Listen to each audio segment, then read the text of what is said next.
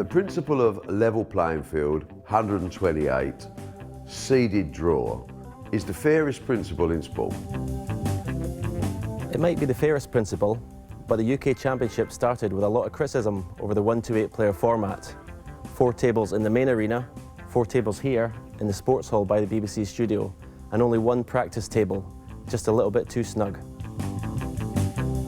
I had a wee rant. I won my first match on Friday and I had a little rant with the press, so, you know, I've said my bit now, I'm finished. When you come to these events, it's maybe just a little bit too cramped for 128 players. When you're in the UK Championship, second biggest tournament, you know, the last thing you want to be is playing out the back.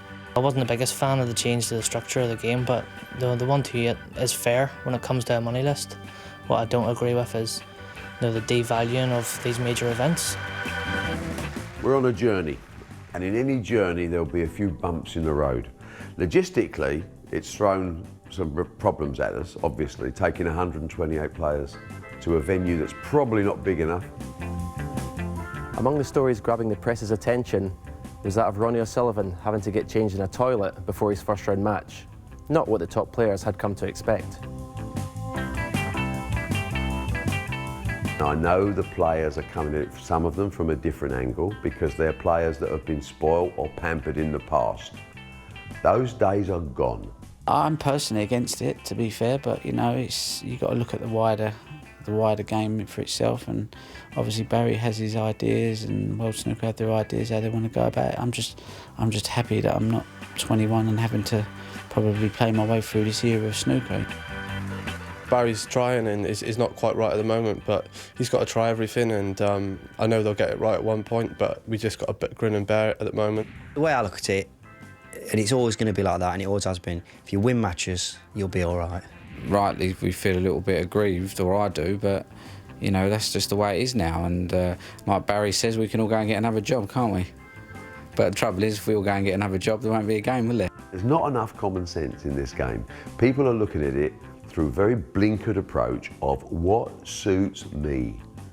And those people that think like that, I have nothing to do with them at all. Our opinion is what suits the game. It's good for me with my ranking situation. Obviously the top 16 are not happy about it, but the only good thing about being in the top 16 these days is that you're in the World Championships, the first round at the Crucible, and you're in the Masters. I'd love it the way it was coming straight in, but it is what it is, and we've got to get on with it. Every player should be in at the first round of every tournament. I think if you've earned your right to call yourself a professional snooker player, you should have the same opportunities as everybody else. It's much better for overseas players. You know, I think if this format and this structure was in, I think you know, who knows what my career would have turned into. Am I on TV? Come on! If there's one group that is happy about the change, it's those on the outside, at the very bottom of the professional game.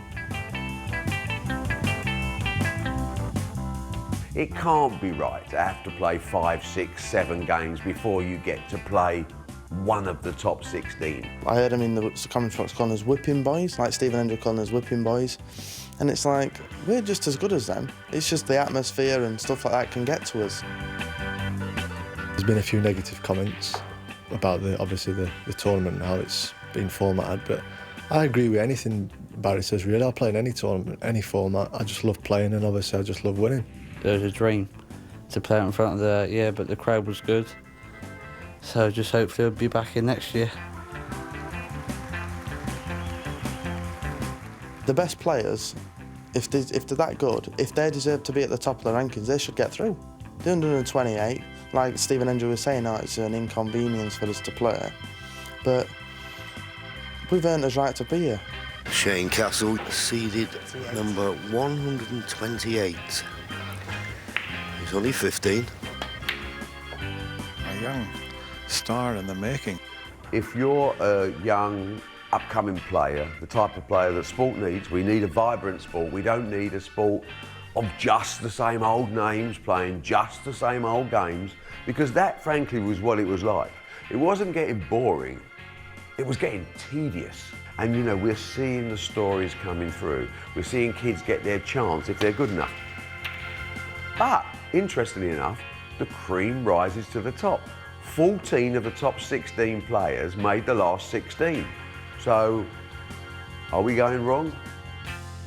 Despite any protests, there will be no changes. The format stays because the format is the future.